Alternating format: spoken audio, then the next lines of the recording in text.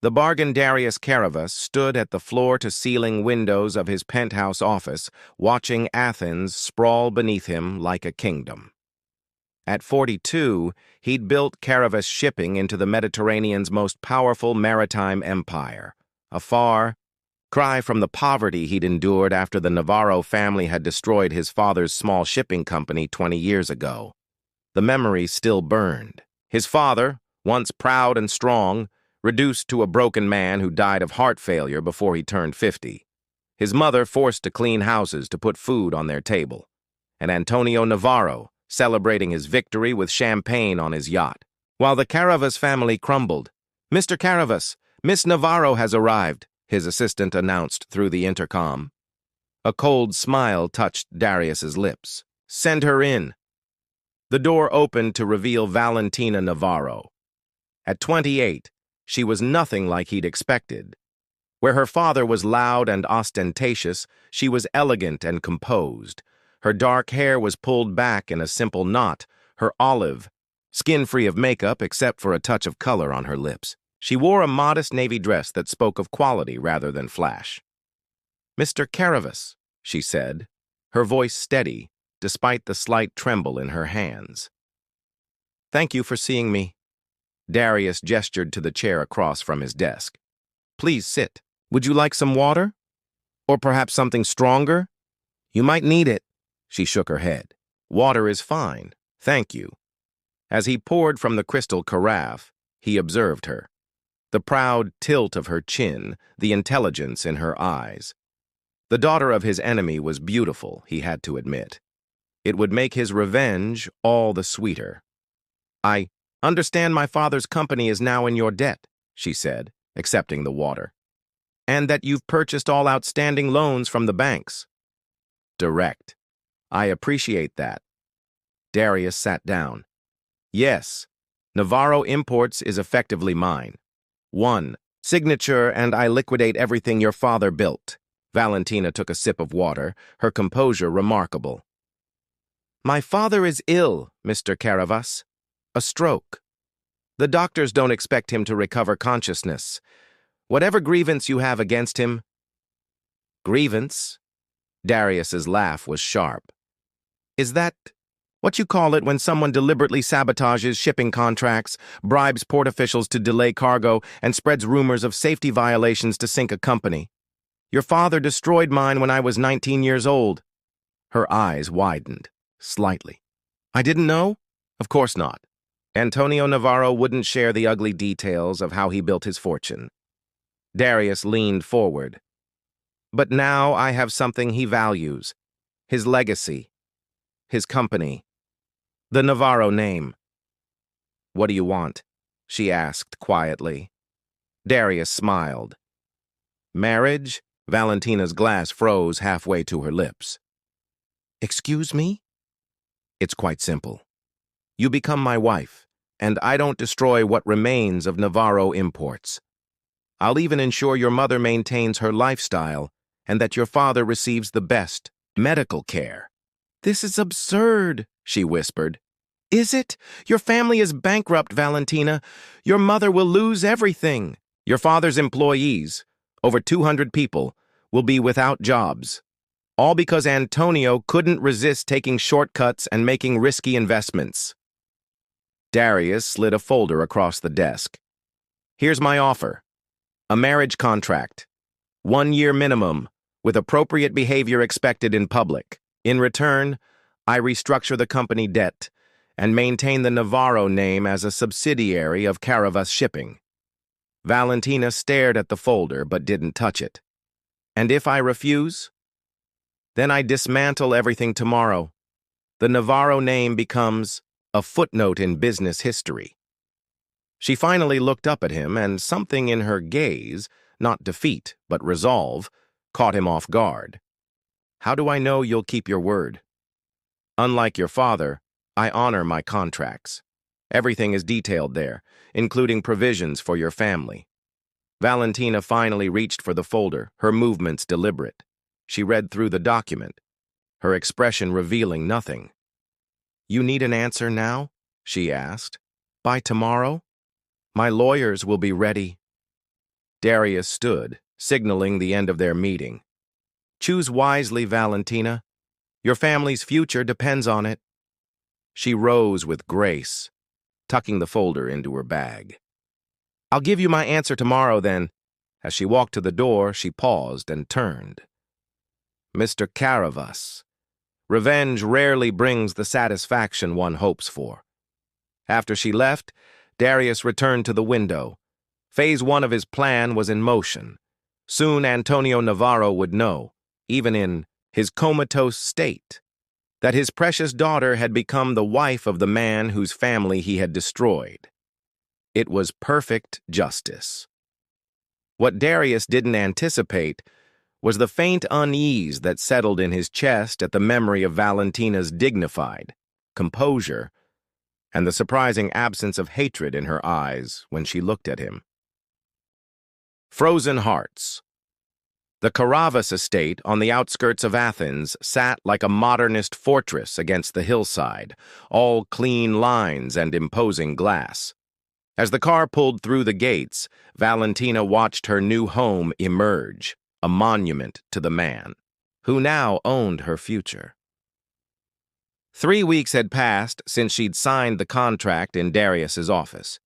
The wedding had been a small, clinical affair at the courthouse, followed by a carefully orchestrated reception where photographers captured the happy couple for the business pages.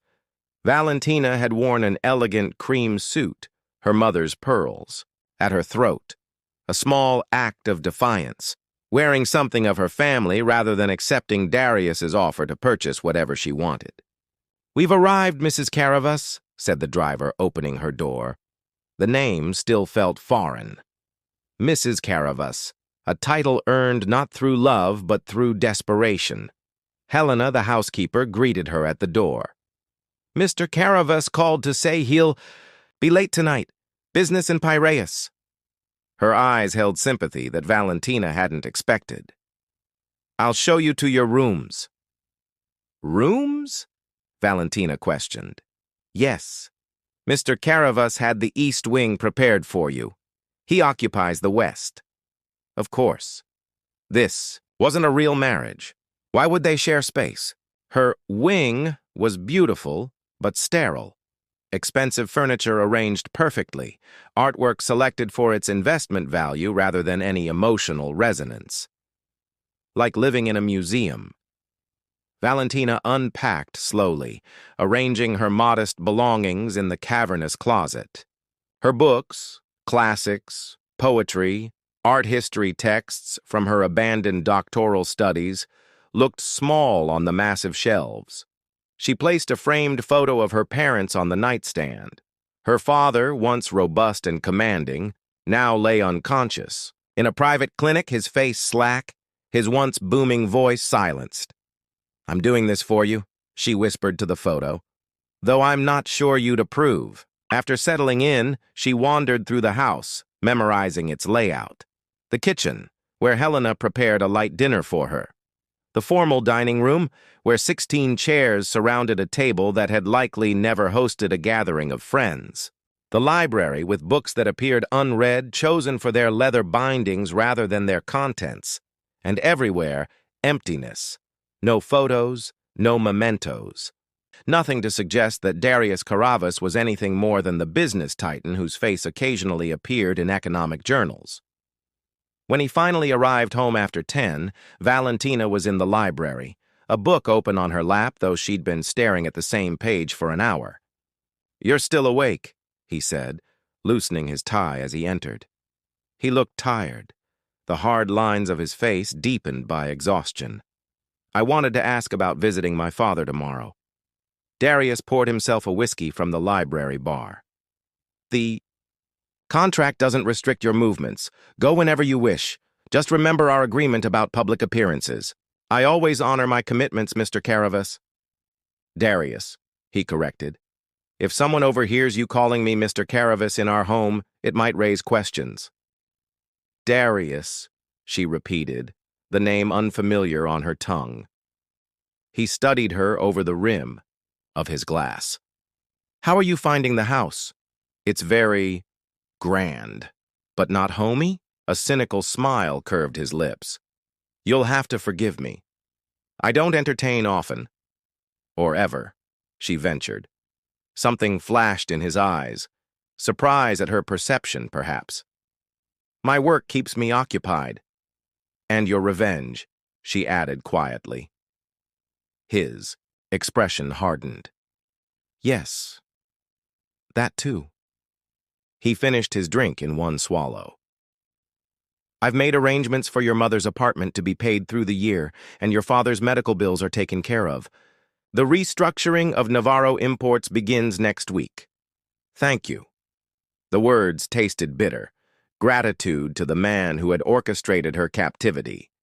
"Don't thank me, Valentina. This is business." He turned to leave, but paused at the doorway. "There's a charity gala on Friday, the Maritime Conservation Foundation. We should attend together." It wasn't a request. "I'll need something to wear." "Use the credit card I provided. Buy whatever you need."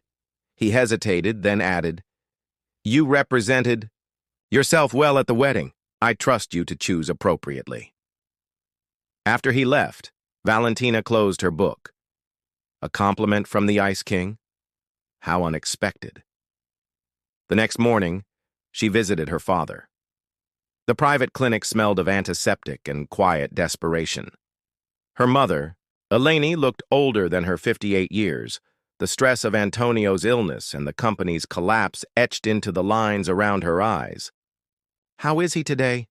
Valentina asked, kissing her mother's cheek. "The same. The doctors say we should prepare ourselves."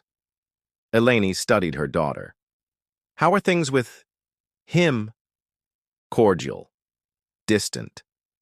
Valentina took her father's limp hand. "He's keeping his promises. The company is being restructured rather than dissolved." "At what cost to you?" Eleni's voice broke. "This arrangement, this marriage, it's not what we wanted for you." "It's my choice, Mama. My decision." Later that week, as promised, Valentina accompanied Darius to the gala.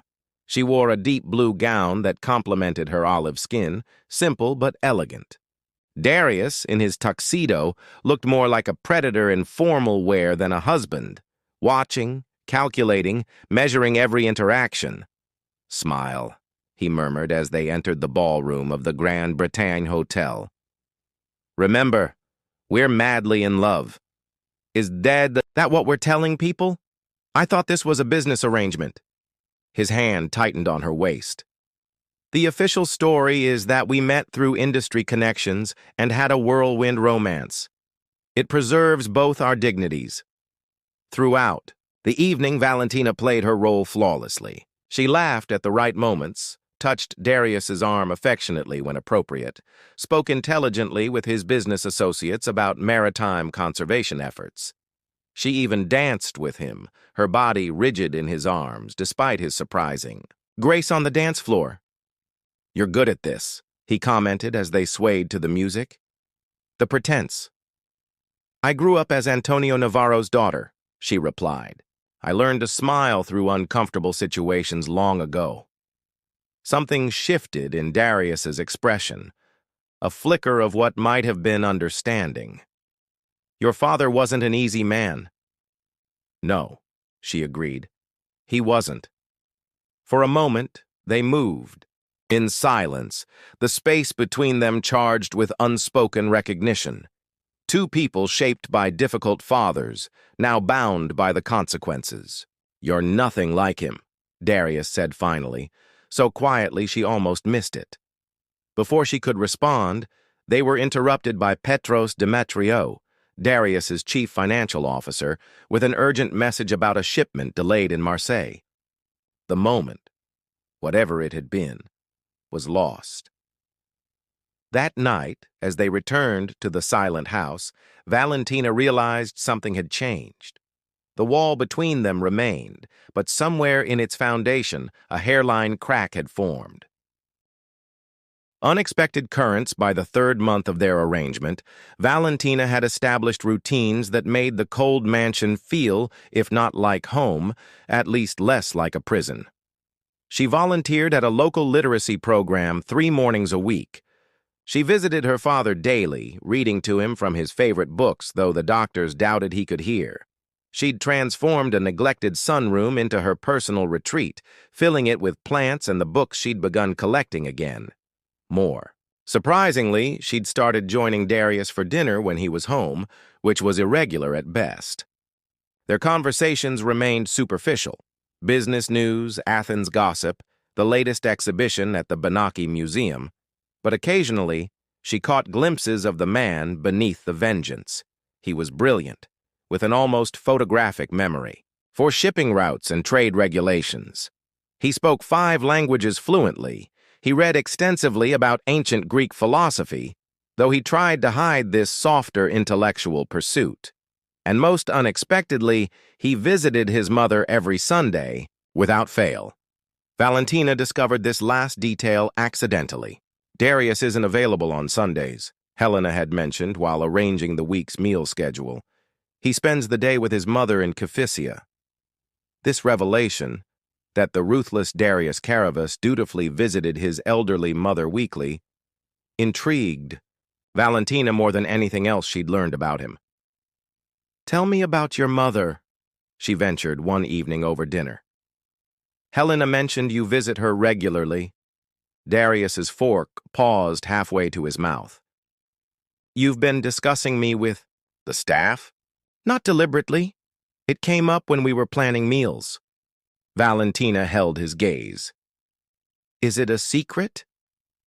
After a moment, he continued eating. "No.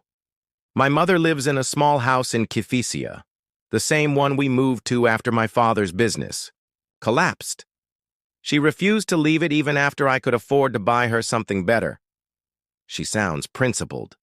"Stubborn," he corrected, but with unexpected fondness. "She worked as a housekeeper for 20 years to keep us afloat.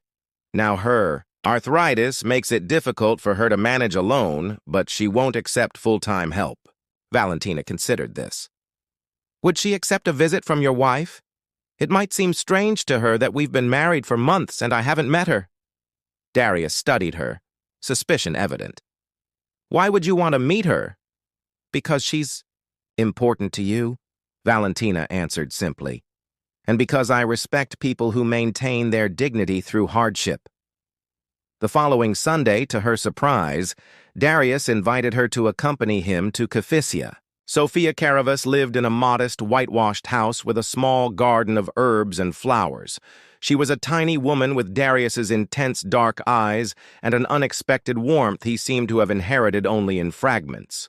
"So this is the girl who finally captured my son," Sophia said, embracing Valentina with surprising strength. Come in. I've made galactoboreko." The house was immaculate but cramped, filled with simple furniture and photographs, many of a young Darius, solemn-eyed even as a child, and an older man with the same strong features who must have been his father. Throughout the afternoon, Valentina watched Darius transform. With his mother, he was gentler, more patient, even occasionally smiling. He fixed a leaking faucet, adjusted her television, and listened attentively as she recounted neighborhood gossip. It was like seeing a different man entirely. "Your garden is lovely," Valentina told Sophia as they sat in the small backyard.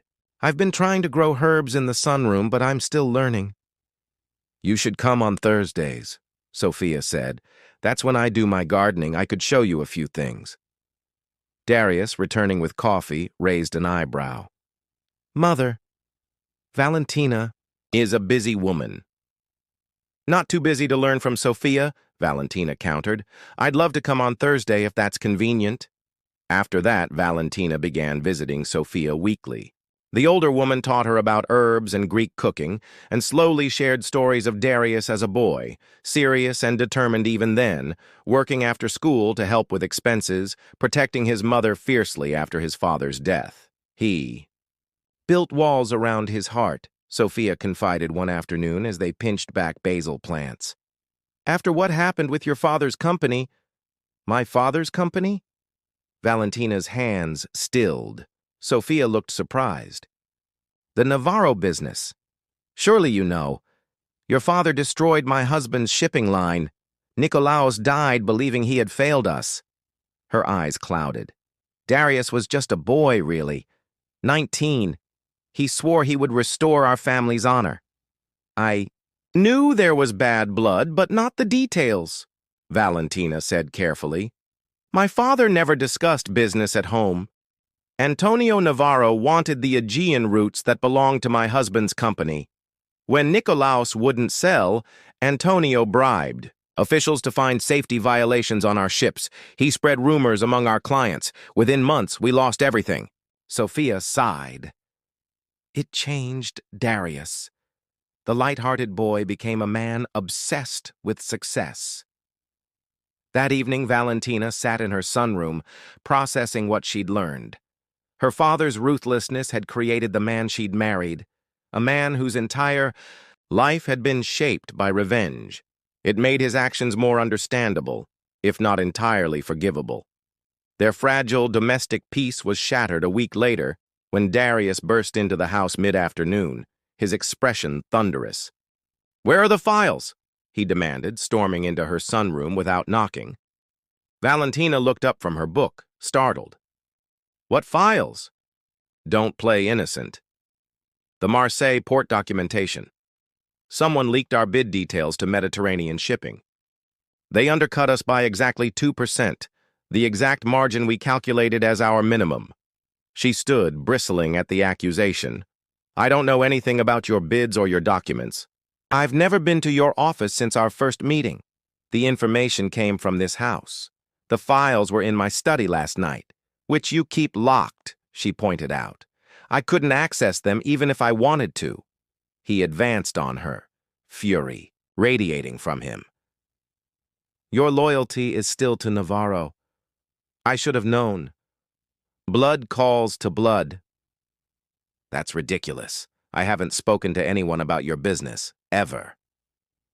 She held her ground as he loomed over her. "Check your security cameras, if you don't believe me." Something flickered in his eyes. "The cameras." He turned abruptly and left. Hours later, he found her in the kitchen preparing tea. "It was Yanis," he said without preamble. "My assistant. He's been selling information to competitors for months.